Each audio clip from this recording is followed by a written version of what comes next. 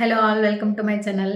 நேற்று எபிசோட் பொறுத்த வரைக்கும் விஜய் சேதுபதி சார் என்ட்ரு ஆனதும் ஏன்டா கத்துறீங்க, ஏன் கத்திட்டே இருக்கீங்க அப்படின்ற மாதிரி கண்டஸ்டண்ட்டை பார்த்து கேட்டார்.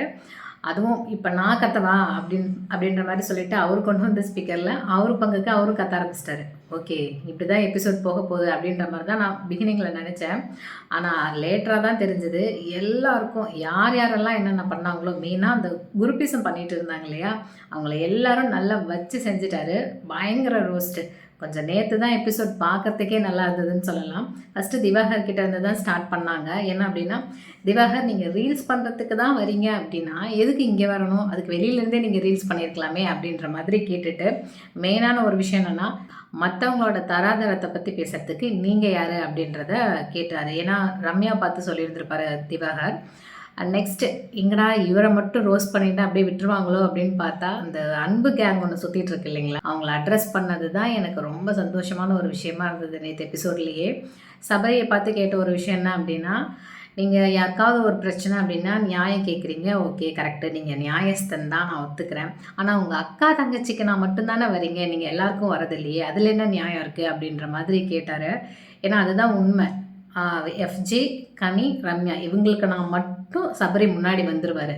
நெக்ஸ்ட்டு கனிக்கிட்ட அவர் கேட்ட விஷயம் என்னென்னா, திவாகர் ஷர்ட் போடாதது உங்களுக்கு பிரச்சனை அப்படின்னு சொல்கிறீங்க, தர்ம சங்கடமாக இருக்குது அப்படின்னு சொன்னீங்க.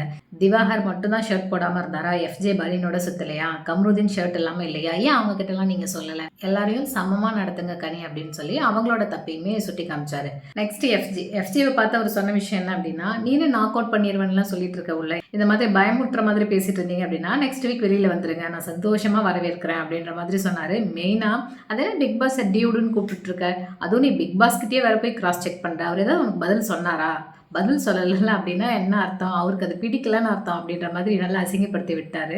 நெக்ஸ்ட்டு ரம்யா கிட்ட அவர் கேட்ட விஷயம் என்னென்னா, உன்னை நீ பாஷா லெவலுக்கு வந்து பெருசாக பேசிக்கிற, அவ்வளோ பெரிய ஆளாச்சு, நீ யார் சாப்பிட்டு தூங்குறாங்க அப்படின்ற ஒரு சாதாரண கேள்விக்கு உன்னால் ஏன் தைரியமாக பதில் சொல்ல முடியல அப்படின்ற மாதிரி கேட்டார். சாப்பிட்டு யார் தூங்குறாங்க அப்படின்னு கேட்டப்போ திவாகர் அண்ட் பார்வ தான் ஃபஸ்ட்டு சொன்னாங்க. அதுக்கப்புறம் கலையை மாற்றி சொன்னாங்க.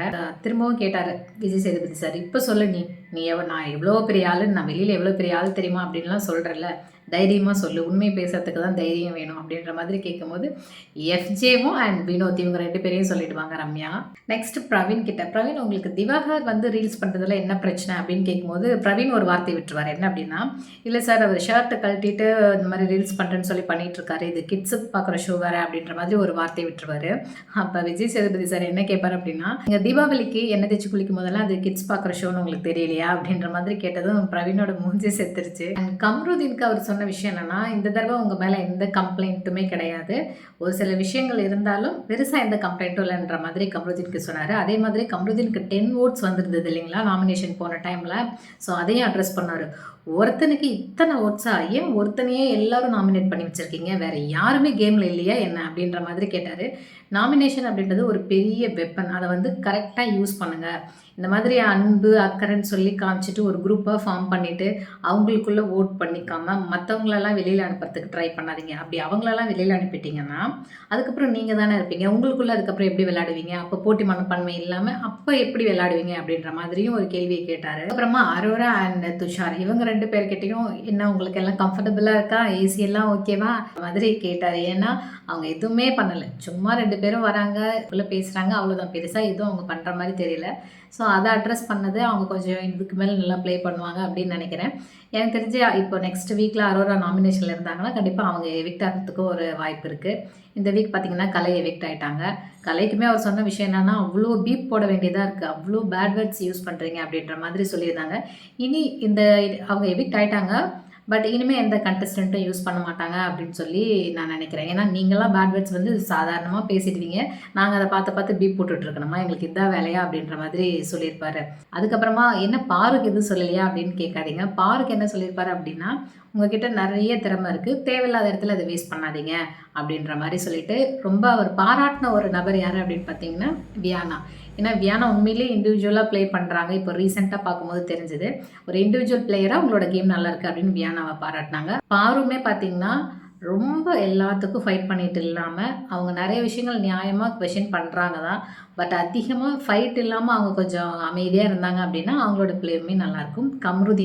கண்டிப்பாக அவருமே அவரோட ட்ராக்கில் கரெக்டாக போயிட்டு இருந்தார். அதிகமாக கோவப்படாமல் அப்படின்னா அவங்களோட கேமுமே நல்லாயிருக்கும். பாரு, கம்ருதீன், வியானா, வினோத்துமே பார்த்தீங்கன்னா விஜய் சேதுபதி சாரே சொன்ன ஒரு விஷயம் என்னென்னா, நீங்கள் வந்து ஒரு 20 இயர்ஸ் ஃபேமஸ் அப்படின்னு சொல்கிறீங்க. ஸோ அதுக்கான மெச்சூரிட்டியோடு நடந்துக்கோங்க அப்படின்ற மாதிரி சொல்லியிருப்பார்.